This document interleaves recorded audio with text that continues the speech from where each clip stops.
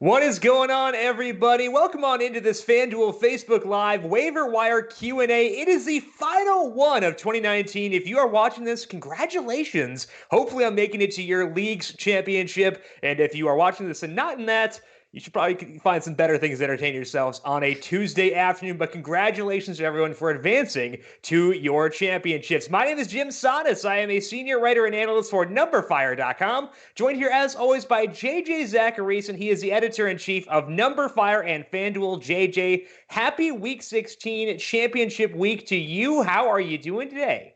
I'm good, man. I had a very, very fortunate Week 15, so I'm pumped for Week 16. Kind of ready for the anxiety of it all to end, but it's definitely exciting. Yeah, and it's going to be an interesting week for sure because you look at this week and there are a lot of injuries, which is unfortunate because a lot of teams that probably got into the playoffs riding guys like Dalvin Cook, Mike Evans, Chris Godwin probably won't have access to those guys in Week 16. So you may not have the same team on Sunday that you had this entire year getting you to this championship. So a lot to juggle here today. If you have any questions for us, make sure you put those questions down in the comment section down on Facebook Live. We also have streams going up on YouTube. You can ask us questions there, I believe, on Twitter as well. So feel free to fire in as many questions as you have. Likely as it relates to the waiver wire, we will try to stay away from start-sit questions just because we want things more applicable to the broader audience. So if you have questions about those waiver wires or other sentiment questions too, hit us up and let us know. But the big headline for this week is the Vikings running back situation, because right now it seems like Dalvin Cook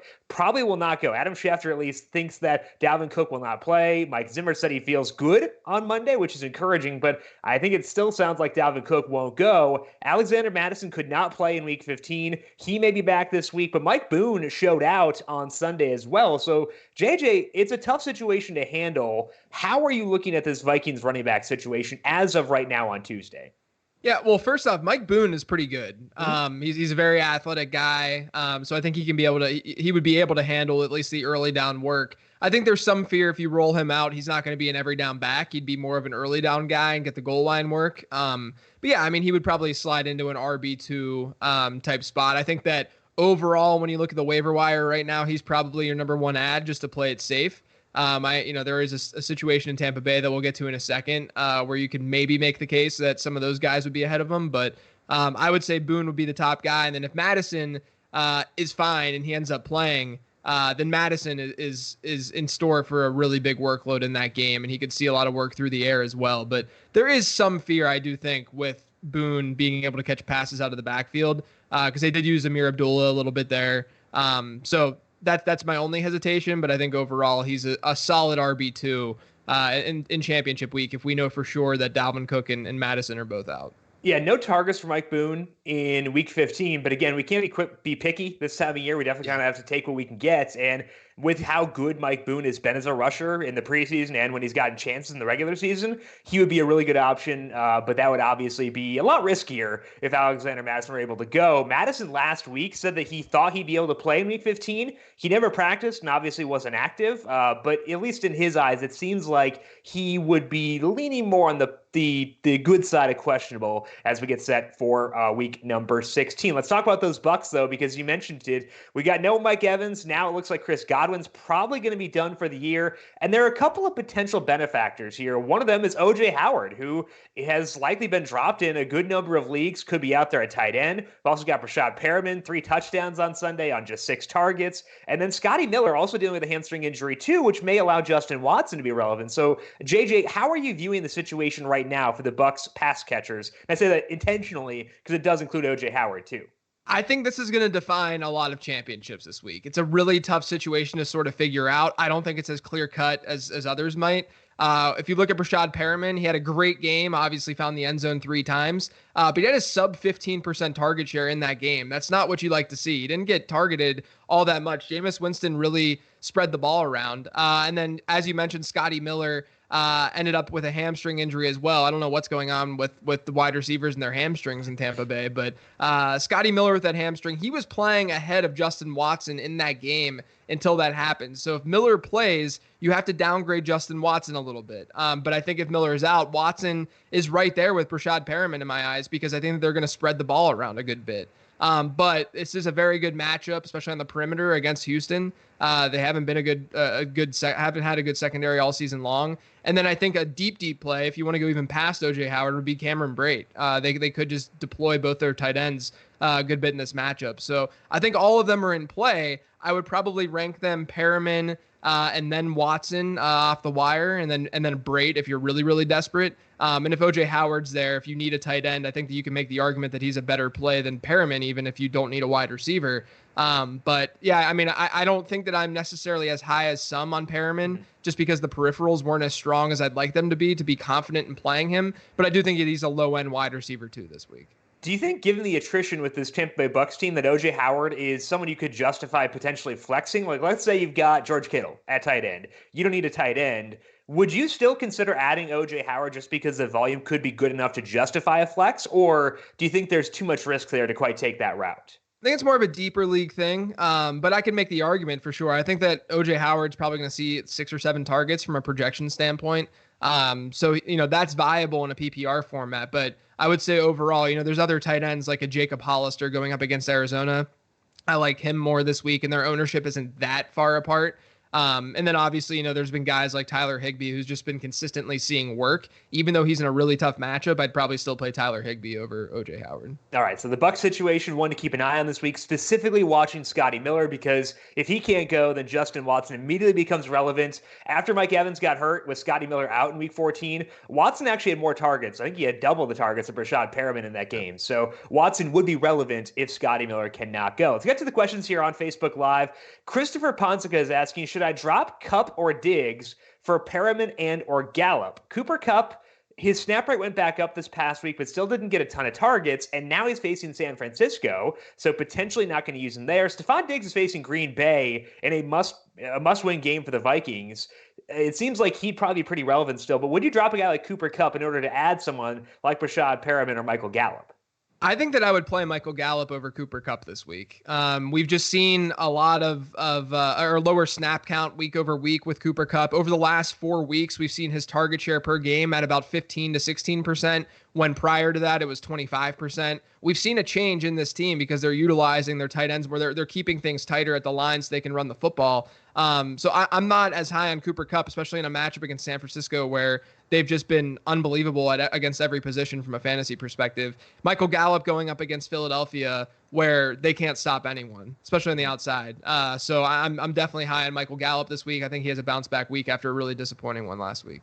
I think the other thing to keep in mind here is if you're not going to use a player this week and it's not a keeper league, you can drop them. You're not saving them for anything. So if you're not going to use Cooper Kupp this week, you can totally drop him as long as it's not some sort of keeper league. And Cooper Kupp, yes, his snap rate was better in week 15, but that is not a guarantee that his snap rate will stay good in week 16, because if it can happen in week 14, it can happen in week 16 too. So just because the snap rate went back up, he had a fumble in that game too, does not mean that snap rate will stay high going forward. Question here from John Christian. I have Ryan Fitzpatrick right now as my starting quarterback. He's facing the Bengals, but Matt Ryan is on the wire. My opponent has Devontae Parker. So straight up here, Matt Ryan or Ryan Fitzpatrick. Matt Ryan is at home against a Jaguars team that is outside of Sunday. It seems like they've given up, but they did rebound there. Would you use him over Ryan Fitzpatrick against the Bengals? I lean Matt Ryan, but it's really close. I think you can easily make the argument for Fitzpatrick, who's running the ball a lot. In 3 of his last 4 games, he's seen a really nice chunk of rushing yards, which really gives him a nice floor. Cincinnati's a plus matchup. Cincinnati also needs to lose in order to lock up that first overall pick. Not that they're going to purposely tank, or that you can purposely tank, really. But I don't mind the matchup at all for Fitzpatrick. And then with your opponent having Parker, the only time that, this is an instance where you might think about it only because these guys are really close in rank in the way that I view them. So you might think about it. So if you are, let's say, a huge underdog, you might want to go with Matt Ryan instead of Ryan Fitzpatrick, because if Ryan Fitzpatrick doesn't have a good game, then that means Devontae Parker is likely not going to have a good game. But if you're a favorite, then that means that you sort of cancel out Devontae Parker to a degree because any receiving touchdown he has is coming from Ryan Fitzpatrick. So I think I might look at it from that perspective. This is one of the few instances where I really would do that because I do think that the rankings and the way that I view these two players this week is really close. Yeah, and I think the one thing to consider too is just keep in mind that if you're favored, you want things to be very normal. You want to go for the floor, but if you're a big underdog, you want that volatility, you want the chaos. So I think that's something to keep in mind in general for this week. I'd also mention that the Bengals defense the past 4-ish weeks has not been as bad. Yeah. They've actually, I would say, in my eyes, outperformed expectations in like 3 or 4 straight games. And that's been against Sam Darnold, Baker Mayfield, and Tom Brady. But the Dolphins don't exactly have like a can't bust passing offense either. And I would keep that in mind, at least with Ryan Fitzpatrick, especially with Matt Ryan playing indoors with some pretty good guys around him too. We got a question here from Christian Camacho. Hooper or Higbee? We got Austin Hooper at home facing off against those Jaguars. Tyler Higbee on the road facing San Francisco. Austin Hooper almost had a touchdown in week 15, but only 6 targets in that game while Julio Jones had like 93. Who would you prefer between those two guys? I think I'd lean Hooper. It's pretty close, but I think I'd go Hooper. I just worry about the Rams offense against San Francisco this week. The Rams have faced some pretty easy defenses of late.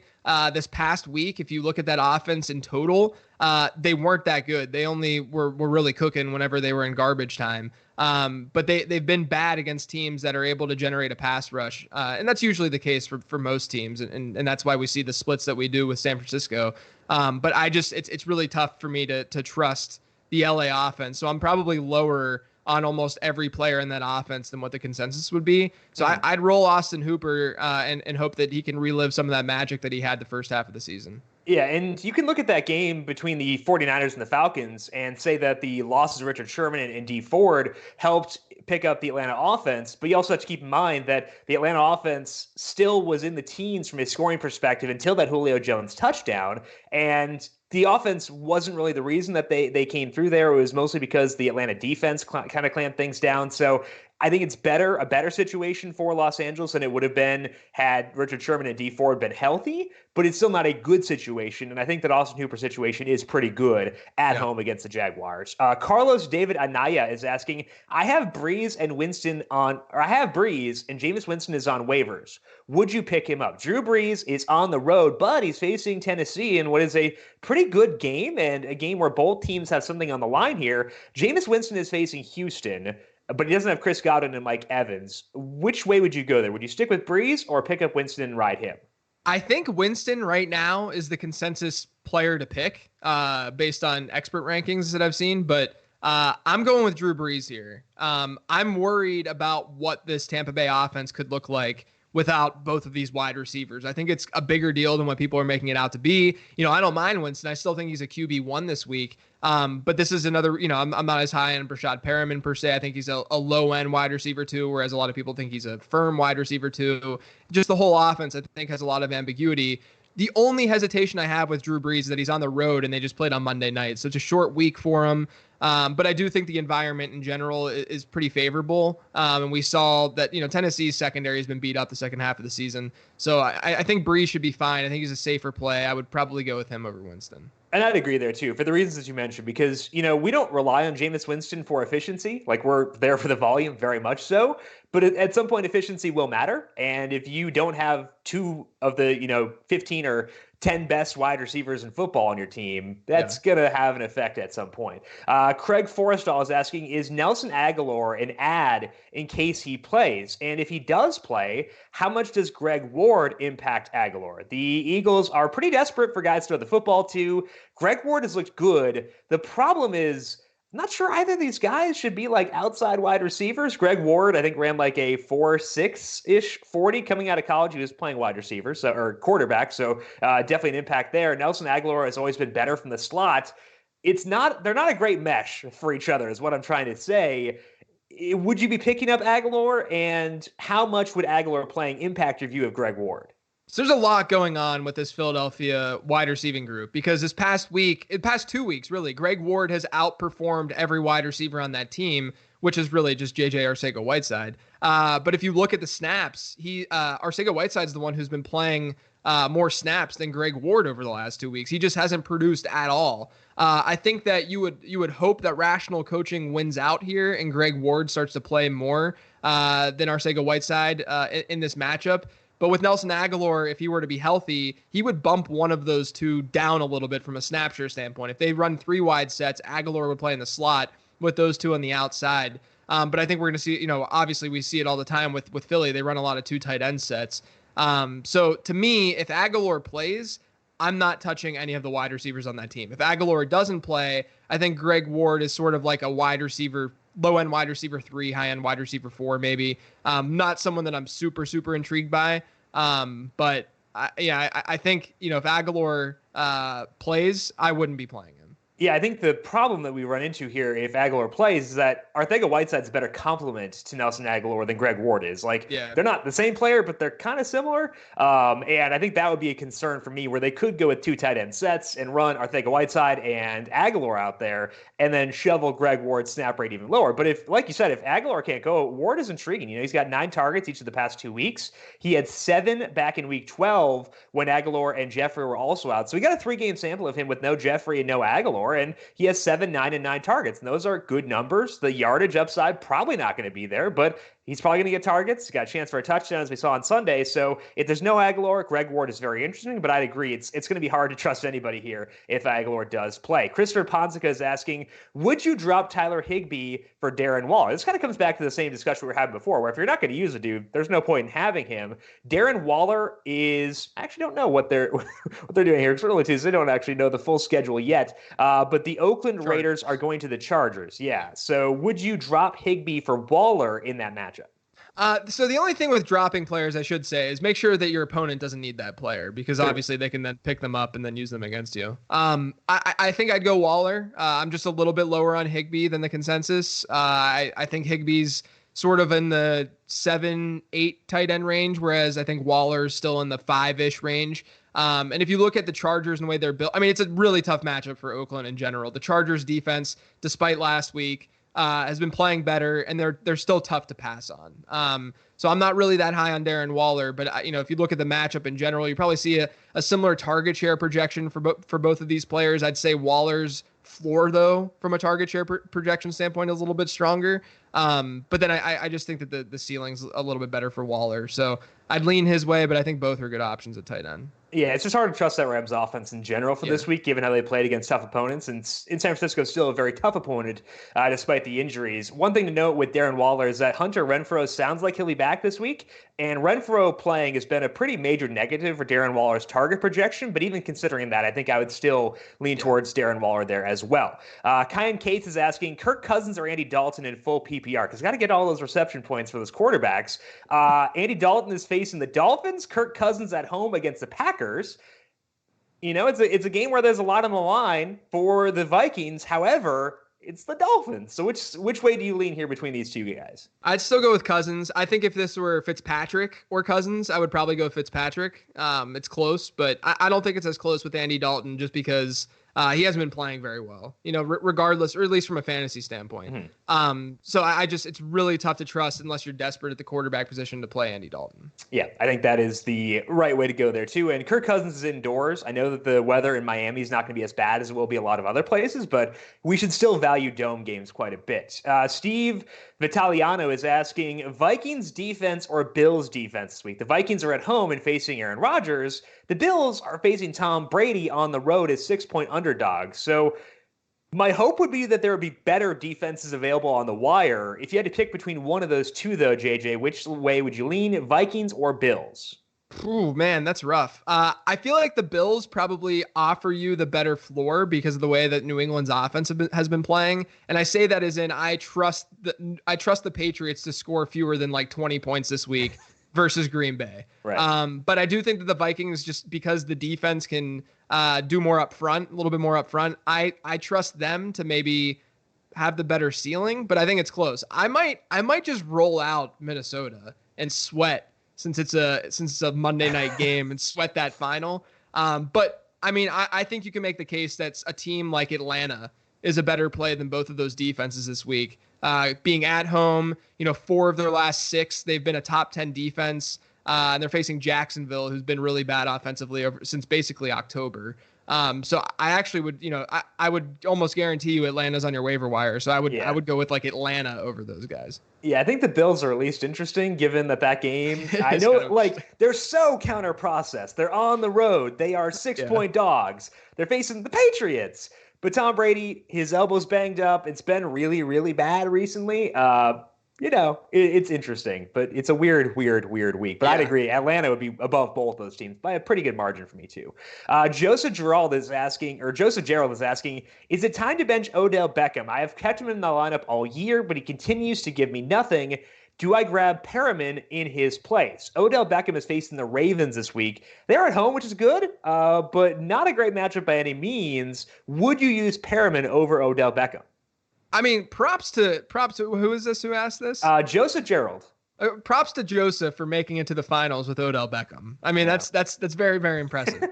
I think that you go Perriman over Beckham at this point. Beckham has provided a pretty good floor in PPR formats, but the matchup definitely favors Perriman. And I think you could argue that their target floor / projection is going to be pretty similar. So I would just lean Perriman and hope that he can, do something similar as he did last week.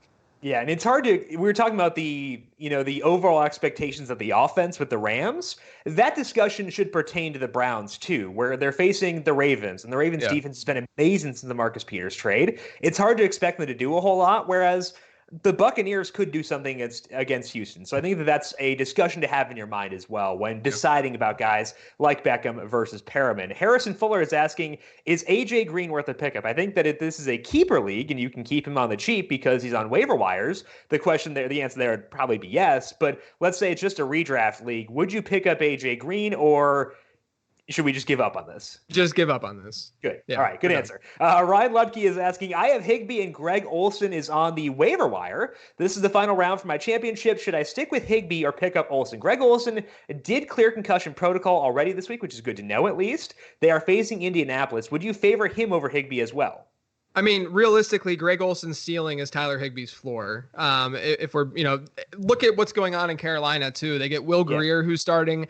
Honestly, he might be an upgrade over Kyle Allen, but at least Kyle Allen at times this year really wasn't afraid to throw the ball and be sort of have that gunslinger mentality, which has been really good for fantasy. So I think that you have to be at least a little bit worried about all pass catchers in Carolina. You still play DJ Moore, Curtis Samuel's kind of iffy, but I wouldn't be going to Greg Olsen coming off that concussion. It's not like it's not a bad matchup or anything, but you're looking at Tyler Higbee, who's just seen an amazing target share over the last couple of weeks. So I would lean Tyler Higbee there pretty easily. Yeah, and you have to consider too with Will Grier, there's a reason they've been using Kyle Allen all this time. Yeah, and exactly. It doesn't say a lot of good things about Will Grier. It is very much within his range of outcomes to be better than Kyle Allen because Grier was a third-round pick. He was efficient in college, but it's not a guarantee by any means. So keep that in mind, that they were probably using Kyle Allen for a reason.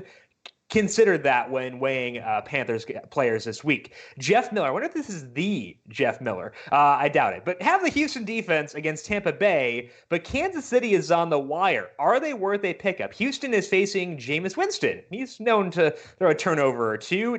Kansas City is facing Mitchell Trubisky. Which side would you prefer there between Houston and Kansas City? I think you can play it safe there and go with Kansas City. Both teams on the road. So you're looking at it, that's not great from a process standpoint. But I just trust Kansas City's defense more right now than I do Houston's. Houston's has been really up and down. They've been really hard to predict. They have these great games against New England. They were pretty good last week against Tennessee, but then they have those stinkers like they had against Denver. So I'm not, I generally go with the more predictable, higher floor defense because we know that there's a lot of variance there and they can either team can easily get a pick six, especially against these quarterbacks. So I would lean Kansas City. I like the way that they're playing defense a little bit more. And they've been good this year.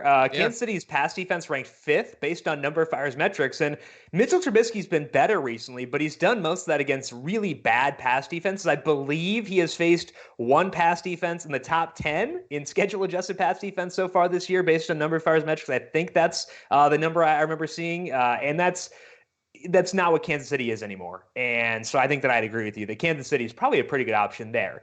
Jesse Coley is asking Beasley, Crowder, or Perriman. We have Cole Beasley facing the Patriots. Jamison Crowder is facing the Steelers. Brashad Perriman is facing the Texans. It's a couple of slot guys in tough matchups versus Perriman, who could get good volume against the Texans. Would you prefer Perriman over Cole Beasley and Jamison Crowder?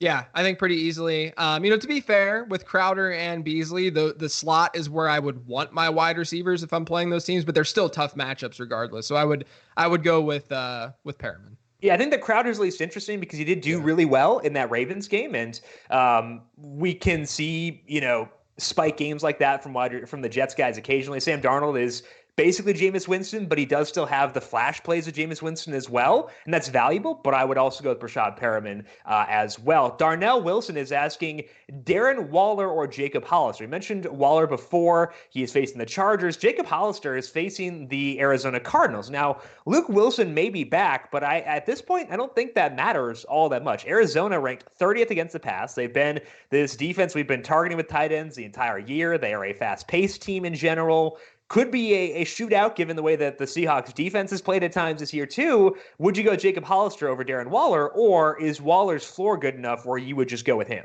I think Waller's floor is good enough. I think it's an easier player to play where afterwards, if Hollister outperforms him, you can say that the process was right in playing Waller.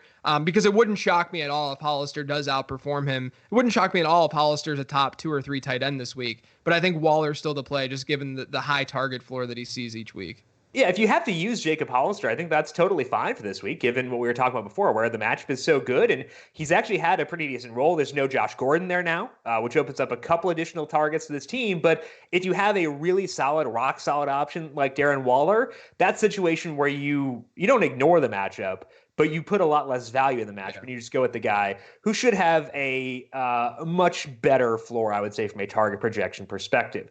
Is there anybody else, JJ, we have not touched on yet? You had your 15 transactions column up today. Anybody else who could be a bit more under the radar potentially, who you could potentially see as being guys who could be viable starters for this week that we have not touched on as of yet? Yeah, there's just a couple things to keep in mind. Make sure that you're watching some of the injuries that are going on with starting running backs. One of them being Derrick Henry, who's had his hamstring issue. So Dion Lewis would become viable. I don't love the matchup at all. But Dion Lewis would probably be a lower end RB2 if Derrick Henry can't go. I think Henry will go because of the ramifications of that game, but at least have him rostered because it's not like you need these like wide receiver 4s that you're not even going to use. So I would look at that. I think Boston Scott is still in play as a high floor PPR play. With all those injuries at wide receiver in Philadelphia, Boston Scott saw a 17.5% target share this past week. Nothing wrong with that. And then one guy in a pass-heavy script for Chicago, Anthony Miller. He's still out there in about 75% of leagues. It's absolutely insane. Over the last 5 weeks, I think it is, he's averaging 17.6 PPR points per game. He's basically been a top 10 wide receiver in fantasy. The matchup's not amazing, but it's certainly not bad. I think that there should be a lot of volume there just because we should expect Chicago to be in a negative game script. So, if he's on your waiver wire and you need a wide receiver 3, I think he's a great option. And if you look at that Kansas City defense, too, the way to attack them has been more towards the middle of the field rather than outside wide receivers. And I think the Bears know that. Matt Nagy, if anyone's going to know the Chiefs, it's probably going to be Matt Nagy, and he'll probably try to get Allen Robinson in the slot. But in the games Taylor Gabriel has not played, Anthony Miller's target share is like 26%, which is kind of nuts. He got 7 downfield targets on Sunday, too. So if he's out there, he is a guy you can absolutely use for this week. Nick Weigley is asking, do I pick up Matt Ryan or stick with Dak Prescott? Now, Dak Prescott is not at home, whereas Matt Ryan is. However, Dak Prescott is in a game that matters. And this time of year, I value that quite a bit. Dak Prescott has violent home road splits. He's still very good on the road, but he's superhuman at home. Would you use Dak over Matt Ryan this week? Yeah, Philadelphia's secondary is horrible. It's pretty much a lock for me. I think Dak is one of the best quarterback plays you can play this week. I would 100% agree. And the added bonus of Dak Prescott, too, is there's some rushing in there as well. That is all the time we have for today. JJ, it is the final week of 4 times a week for the Late Round Podcast. Where can people find that work, and what's going on this week with the Late Round Podcast? Yes, final week of the Late Round Podcast. Kind of bittersweet. I'm excited to get my life back, but at the same time, I enjoy doing it. 15 transaction show dropped today. I'll have the 10 trend show tomorrow, a matchup show, and then a mailbag show. And then there's no show next week. We all need a break at some point.